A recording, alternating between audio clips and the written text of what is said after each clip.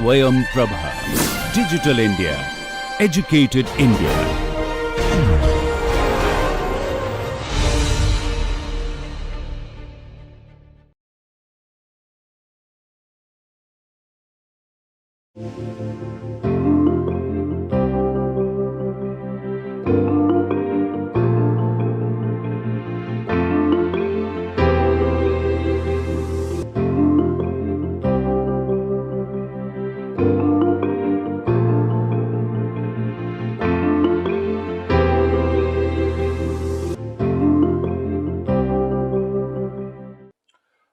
Welcome. So we are in module 4, and in this lecture we'll derive the beam stiffness matrix. So we are discussing Euler-Bernoulli beam, and what I planned is this: we were basically discussing the Hermite shape functions. In the last class I have discussed what is the main difference between the Lagrange and Hermite type of polynomial or Hermite type of shape functions, where the in the Hermite shape functions we need the interpolation for the first derivative.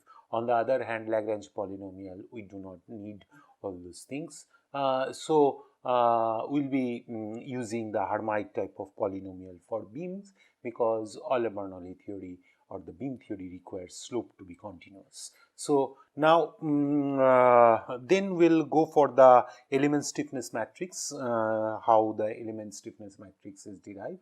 It is very simple. The same way we derived it for the bar problem, the same way it is just an second ordered derivative you have to take and then integrate over the element. And then I will also try to derive the mass matrix, which is mainly focused on the eigenvalue problem or the finding out the natural frequency of the beam. So now let us start from where we stopped in the last class. That in the last class we were discussing the Hermite interpolation function, and we were talking about the two-noded beam element. So where at each node there is a shape functions we have to derive, and each node will have two degrees of freedom. So now the procedure is very same how to derive these shape functions, because you just need to if I write, so what we have assumed a cubic polynomial, and then we just put all the boundary conditions. So W1 is obviously C0, and theta 1 is essentially dw dx. This is the condition we need, which is different than the Lagrange polynomial. So dw dx at x equals to 0, and then theta w2 and theta 2 in the same manner. So if I write these four conditions and then write the equations, so let me write it. So w1 theta 1, w2 theta 2, if I write, and then if I write this matrix, and then let me write the vectors also: C0, C1, C2 and C3. So this is a four constants. We need to derive these four constants to find out the shape functions for the beam. Now naturally this matrix will look like this. This will be 1, 0, 0, 0, and then this will be 0, this will be minus 1, 0, 0, and then this will be 1, 1, sorry, this will be LE, this will be LE square, and this will be LE cube, and then this will be 0, then minus 1 to LE, and then minus 3 LE square.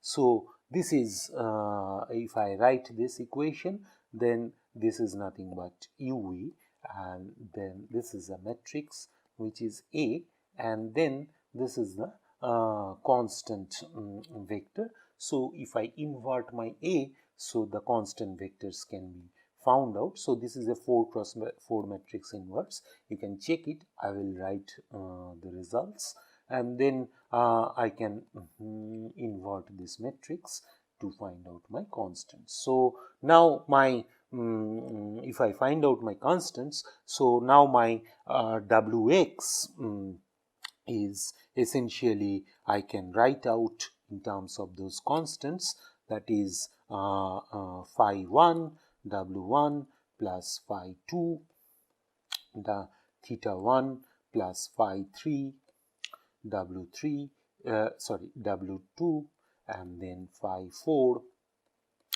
theta 2.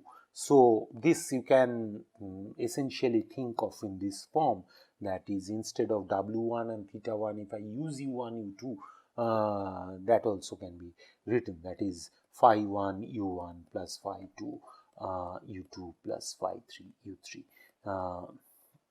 and phi 4 U4. So essentially U1 is W1 and U3 is W2, and theta 1 is U2 and theta 2 is theta 4 is W2. So now if I do this, then what is my shape functions? So I will write the result. So now the phi 1, which is phi 1, which is this, that is 1 minus 3 x bar by LE. So let me write x bar now, because I am working on the local coordinate. X bar by LE whole square plus 2 x bar by LE whole cube. Now this is my phi 1. So phi 2 looks like this, that is minus x bar 1 minus x bar by LE whole square, and then phi 3 looks like this, that is 3 x bar by LE whole square minus 2 x bar by LE whole cube. So let me write it in yellow, because this is something different that we are looking. So x bar by LE whole square minus 2 x bar by LE whole cube, and then phi 4 is my minus x bar into x bar by LE whole square minus x bar by LE. So this is my 4 shape functions. Now if you look carefully, that phi 1 is associated with the displacement. Phi 1 and phi 3 are associated with displacements, that is W1 and W2, and the phi 2 and phi 4 are associated with the slopes. So you will see how this is. And now if I plot these functions, so how it will look like is this. So if I plot phi 1 and phi 2, then you can see this is my this is a cubic polynomial. So this will be something like at x bar equals to 0, it will be 1 obviously, and x bar at LE it will be 0. So this is a cubic variation. So this will look like this. Now this is my phi 1. Now phi 2, now phi 3 will be similar to this. Only thing is that at x bar equals to 0 it will be 0, and x bar equals to LE it will be 1. So this is my 1. Now if I do this, So this is also a cubic thing. So this is my phi 3. Now phi 2 and phi 4, if I plot it, then how it will look like? So phi 2 will look like this. So this is negative.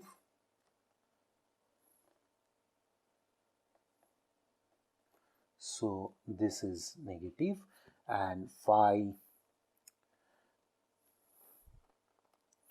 this is my phi 2,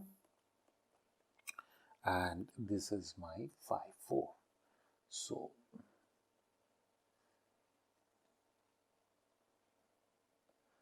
if you this is my phi 4.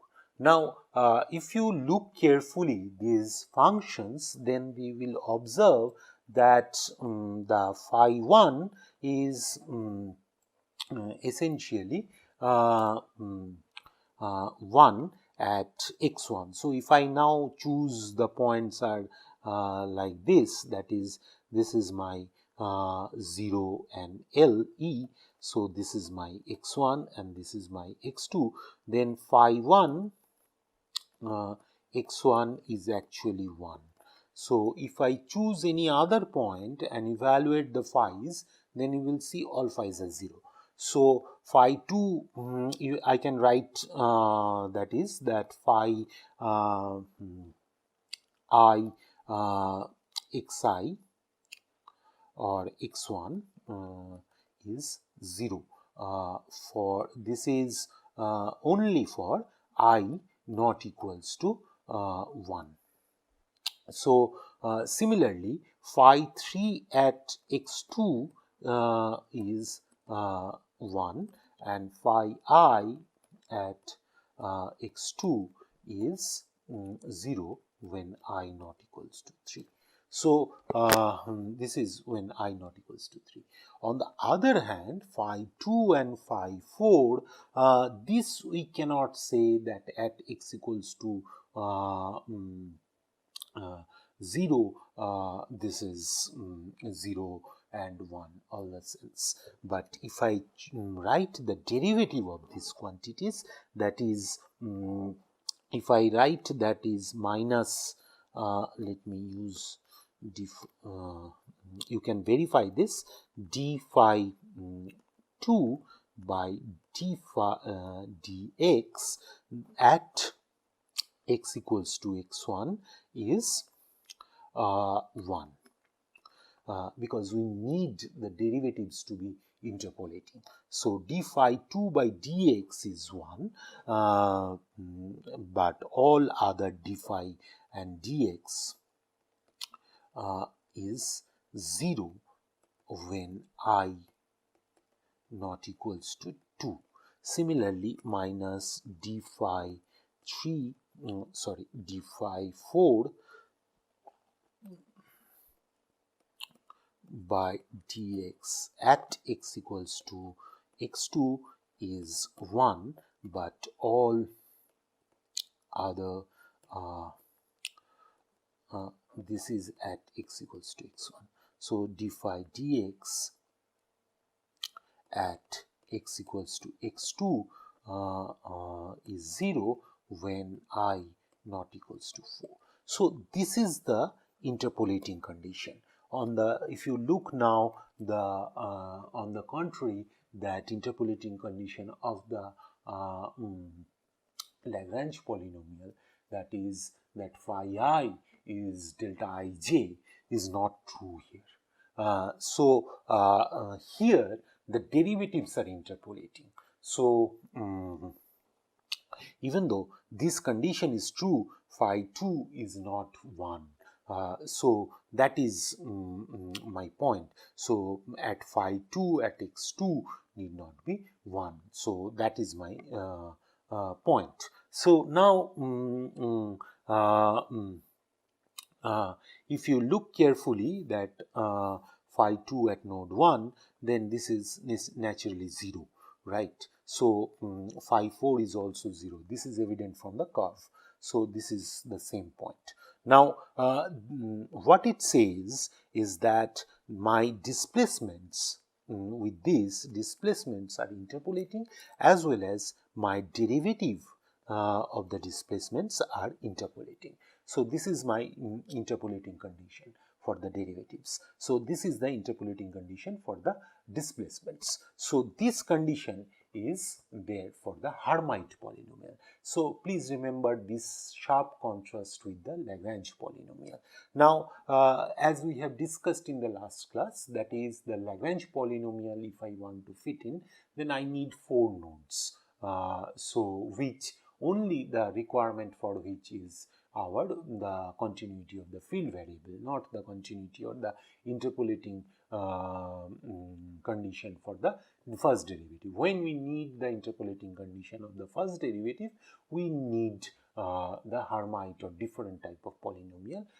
So that's why in case of a beam, we generally do not use especially for the Euler-Bernoulli beam, where the slope is nothing but dwdx. So there we cannot use the Lagrange polynomial.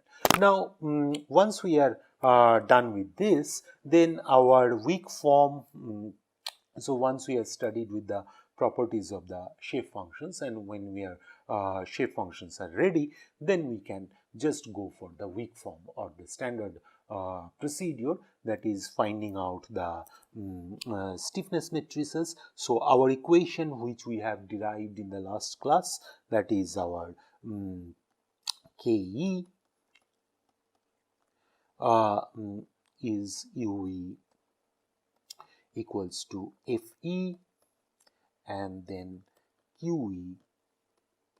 So this interpolating condition of the derivative also plays the generating major important thing of generating this quantity, that I think we have understood in the last class. Now this UE is essentially my this quantity W1 theta 1 W2 theta 2. So here we have 4 variables, 4 degrees of freedom. So on the contrary to the bar element, where at each node we had only 1 degree of freedom, in case of a beam we have 2 degrees of freedom at each node. So naturally the stiffness matrices stiffness matrix will be, or the element stiffness matrix will be a 4 cross 4 matrix. So now we can derive the stiffness matrix. So the each term of Ke will be let me write it superscript Kij is actually the now Vx, the weight function, I will choose phi's, as you know, and then Kij term I can write it like simply d2 phi I, d2 dx2 ei, and then d2 phi j, the same way that we did it for the bar. The procedure is pretty same, so there is no difference in the procedure. So if I now use for ij 1 to 4, that is I and j runs from 1 to 4, so I and j runs from 1 to 4. So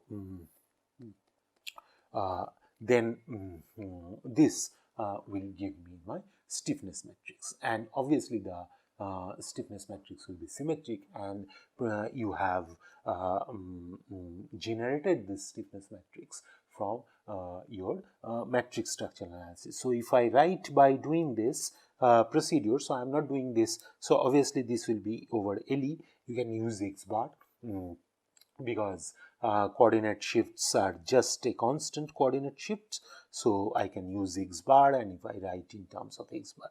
So now Ke, that stiffness matrix, I can write it in this form. So this will look like this is 2 EI by LE cube. So this looks like this. Let me oh, this is 6, So this is very familiar with the your the stiffness matrix that you have derived during your stiffness method of analysis in structural analysis or the matrix method of structural analysis. Then this is 3 LE, and then this is minus 6, and this is minus 3 LE. Then this is 2 LE square, and then this is 3 LE, and then this is LE square. LE is the length of the element, and then this is 6 again, and then 3 LE, and then 2 LE square. So this is the stiffness matrix, and the other part is symmetric. So symmetric stiffness matrix. So this is the beam stiffness matrix which we arrive from doing this exercise. So if I just put phi I and phi j and take its second derivative and then put it here, then we can see that this stiffness matrix is validated. Now, if you remember how we generated this stiffness matrix in case of a beam problem in structural analysis or matrix structural analysis, that we were using 1 degree, all other degrees of freedom held, and then 1 degree of freedom. If it is a displacement, then we give a unit displacement and then generated what is the reaction force. So that's how we obtain 12 EI by L cube. So if you look that the same thing is generated here, but from a different theory. So that's the interesting part of it. And then this actually turns out to be the exact stiffness matrix that you can check. So now once we know the stiffness matrix, the other part that we need to follow is that Fi, or the force, body force term. So body force term is essentially 0 to LE. Then if I assume that Q0 is a constant loading or UDL in the beam, then you see these quantities are evaluated over an element. So one particular element may contain an UDL or even a partial UDL, another thing. So this is possible. So there is no such restrictions on that. Means I mean to say that there is no such special procedure for doing this thing. So one part of the beam can have a UDL and another part of the beam can have UDL. So now if I do my phi I dx bar, then I can obviously now say that is Q0 LE by 12, and then I can just write my 6 minus LE 6 LE. So this is my the body force vector. Now again the other part is my reaction force vector, which is unknown reaction force vector, which contains the moment as well as shear force. So if I write it little bit of so this is now my Q1 from element 1, Q2 from element 2, element 1, element or element E, and then QE, and then Q4 from element. So this is, if you remember, Q1 is the shear force, that is V1, and this is just a representation. So we'll use Q form. That will make us make our life comfortable while doing calculations. And this is just nothing but M1, and this is V1, sorry, V2 and M2. So these quantities are nothing but shear force and moment. So if there is a moment applied at the node or shear force applied at the node, then we'll think of these quantities. So again, so our elemental equilibrium, that we have, we know all quantities here. So Ke, now my Ue is my unknown, and then Fe, and then Qe, this is my elemental equilibrium. So now the procedure is very same what we did for the bar. So only thing is that assembling. So suppose I have two such element, to such beam element, then my finite element, global finite element stiffness matrix will be 6 by 6, because each degrees of freedom have 2 degrees of freedom. Each nodes is having 2 degrees of freedom. So naturally my kg will be 6 by 6. So kg is essentially union of all element equals to 1 to number of element Ke, and then similarly Fe or Fg is union of all element. So this is standard assembling procedure. Fg, this is Fe, and then Qe is again the force vector or the reaction vectors based on which I will compute the reduced stiffness matrix, again which is n element and equals to 1 to element, then this is Qe. So this procedure, once we do this, then what we'll get is your something like this. Kg is the global stiffness matrix, and then we'll get the U. I'm just writing U contains the all nodal displacement and slopes. So for instance, here it will be W1 theta 1, W2 theta 2, and W3 theta 3. So U contains something like this. Remember the order, because not W1, W2, W3. It is theta W1 theta 1, W2 theta 2, and W3 theta 3, because we have derived stiffness matrix from that way in this sequence. So you just cannot do W1 theta W1 W2 W3 and then theta 1 theta 2 theta 3. So the sequence is important because we have generated the stiffness in that manner. So or the element stiffness matrix from that manner. So now this is W1 theta 1, W2 theta 2, and W3 theta 3. So this is my global generalized displacement vector. I can call it generalized displacement vector, which contains slope as well as the displacement or the vertical displacement specifically. So we'll have Fg, which is a global force vector, and then we'll have a global reaction force vector. So based on my known degrees of freedom, which component of the moment and which component of the shear force is 0, or based on the applied thing. And then we can also find out the kinematic degrees of freedom known to us. So remember here that here we need displacement as well as the displacement as well as slope is my variable. So displacement as well as the slope is the kinematic degrees of freedom. So based on the boundary condition, we can find out the reduced stiffness matrix, and then we can solve the free degrees of freedom for the problem. Now this is the overall structure of a problem or any problem. So we can solve any problem with this setup. So now before I end this lecture, so let me also talk about the undamped free vibration problem, which is we discussed in the undamped free vibration problem.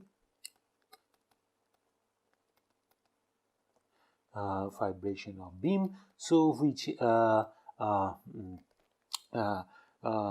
gives us the finding out natural frequencies of a beam. So natural frequencies are dependent on the geometry, material property, as well as the the stiffness.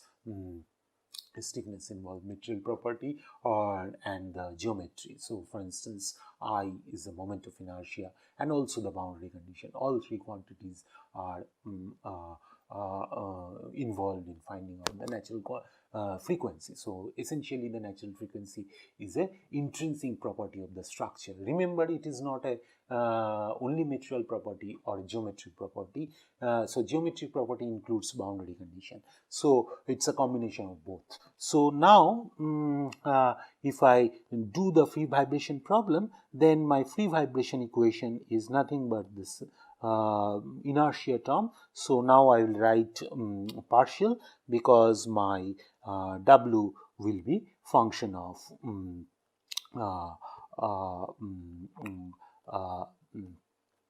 x and t. So this is my acceleration term and this is my inertia term. So A is the area of the cross section. Now this is plus the your del square del x square EI del square W del x square equals to 0. So this is a free vibration problem with appropriate boundary conditions. Now again, if I finding out the steady state solution of the problem, we assume that steady state solution is a periodic solution. So again we'll do the separation of variable. So W of x comma t, I will separate it like this, capital W of x and e to the power minus I omega t. So if I substitute this, so this is, I explained it in the last class in case of a means previous module, in case of a bar problem. So natural vibration or natural steady state motion is periodic motion. So this is the assumption here. So now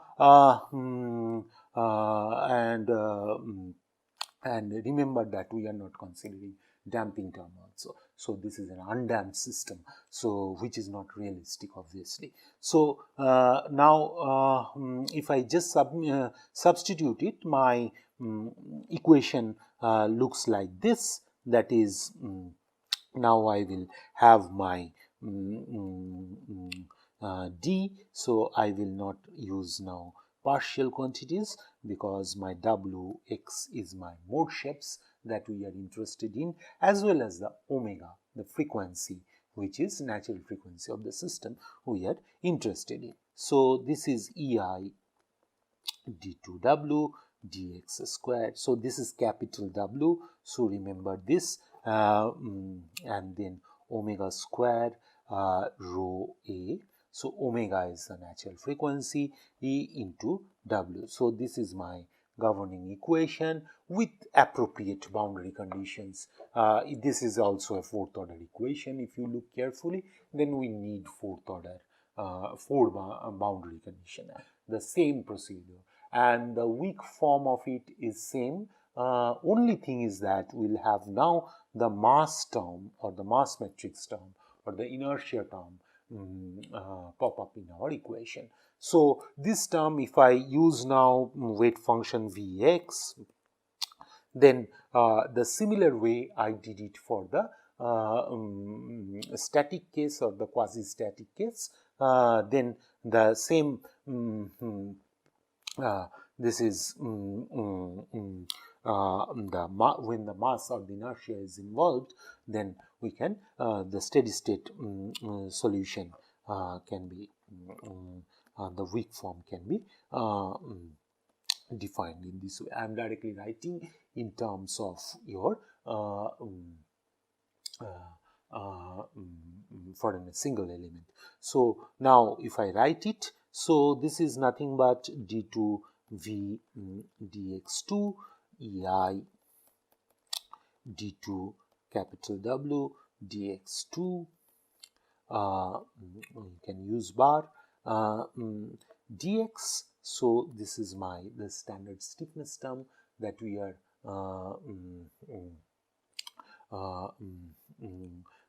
discussing with, and then we'll have the boundary terms associated with it, and then we'll have this this quantity. Omega is a independent quantity. It depends on degrees of freedom. So number of degrees of freedom, so 0 to LE, rho A, W and V dx. Then we'll have obviously the boundary terms associated with it. So the boundary terms again the same way that we did it for the previous case or the static case, that is EI d2 sorry, this is ddx of EI d2w dx2 at x equals to 0 and x equals to LE, and then dv dx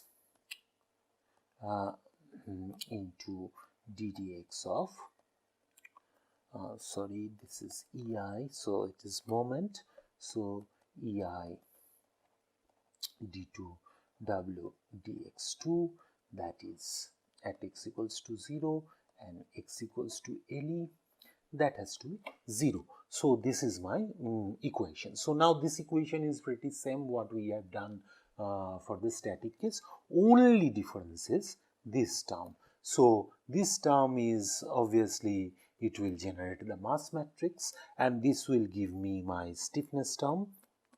So that is my stiffness matrix, and then this will give me my mode shape, elemental mode shape vector. So this is something like this, and then I will have this omega square ME.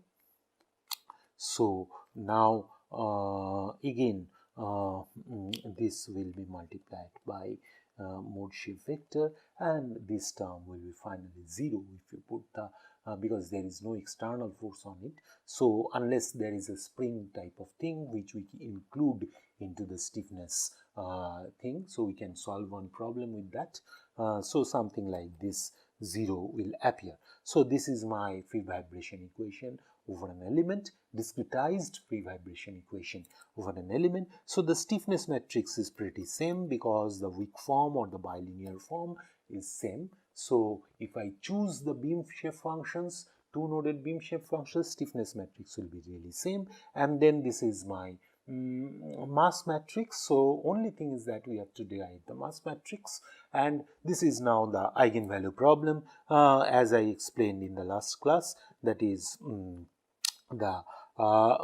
this is a homogeneous equation, and then non-trivial solution exists only when the determinant of this matrix is 0 or this is 0. So this is a singular matrix. So now only thing what we have left is that finding out the mass matrix. So now I will go for the how to do the mass matrix. So if I now choose the weight functions are my phi i's, then obviously that mass matrix, each element of my mass matrix, elemental mass matrix, looks like this. This is LE, and then this is rho A phi I, phi j. So if you remember, this is the same thing that we have obtained in case of a bar. So this is my mass matrix. So if you now substitute the phi 1 and phi 2 that we have derived, that if I substitute it here, then I will get the elemental mass matrix, which looks like this. That is rho A LE by 420 4 LE square. So this is my standard mass matrix or the consistent mass matrix, and the rest of the part is symmetric again. So we know elemental mass matrix and elemental stiffness matrix. So we can now solve or find out or we can now solve the eigenvalue problem after putting the boundary conditions, after assembling and generating the global stiffness and global mass matrix, and then after putting the boundary condition, Dirichlet boundary condition, then we can solve for mode shapes and the frequencies, natural frequencies. So based on my discretization or based on the number of degrees of freedom present in my system, we'll have displacement mode shapes, rotation mode shapes, and then similarly frequency corresponding. Typically the Hermite shape functions, so how the beam shape functions will look like, and then I have written the stiffness matrix of the beam, but you can also derive it because I have derived the shape functions, and then just after some manipulation you can derive the shape functions. Now once we done, then we did some undamped free vibration analysis, and in this undamped free vibration analysis the main element that changes is the mass matrix. So we know now beam stiffness matrix and beam mass matrix for a two-noded beam element. So I stop here. We'll meet in the next lecture. Thank you.